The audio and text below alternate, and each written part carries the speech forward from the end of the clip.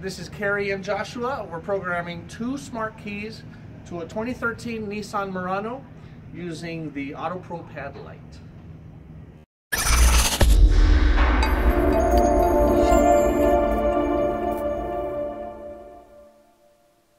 Okay, so here we are, 2013 Nissan Murano. Let's get to it. So first thing we do is select Nissan, hit agree. This one's a little complicated and all the options are in kind of mixed places, so follow me closely. First thing we're going to do is we're going to go to read BCM code and release steering lock for a 4-pin code vehicle. This is a 4-pin code vehicle, so we need to do that. So select that. Unfortunately, it doesn't look like the 4-pin code is getting bypassed right now, so you do have to read the BCM code. It does the conversion itself, so you don't need any separate tool for it. So select read BCM code, and it reads the BCM code, spits out the old one, spits out the new one. So our new one is 4027. Okay. Now we have to release the steering lock before we do the programming. So we select release steering lock, hit OK, switch ignition off, ignition's already off, hit OK. Do you want to bypass? No, because it's not doing the bypass, and if you do, it will fail. So our pin code was 4027, hit OK, success, right? So now we go back. So this is the main menu after you go to Nissan. Select program keys, select from type, smart key system, 4-pin code, type 2 with slot and push button. Switch ignition on and press OK to continue. So it requires you to put a key into the slot first. It doesn't matter if it's programmed or not. So we insert a key into the slot, turn the vehicle on, hit OK. And we're going to do program keys. Do you want to bypass the pin? Again, no, because it's not doing the bypass successfully.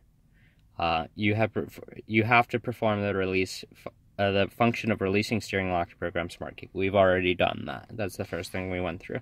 So hit yes. 4027 again is our pin code. 4027. Okay. You have to complete the following procedures. Engine can be started.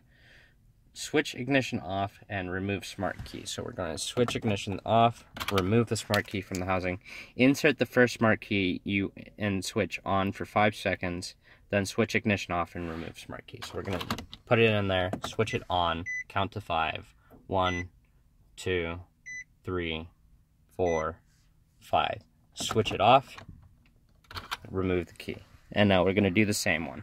So we're going to insert the smart key, switch the ignition on, count to 5. 1, 2, 3, 4, 5.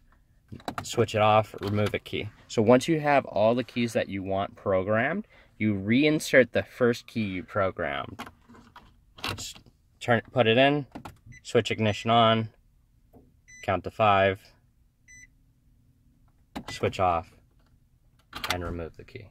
And then the key light will flash to tell you that the car has exited programming mode. And we're going to test to see if the car is working. It is working.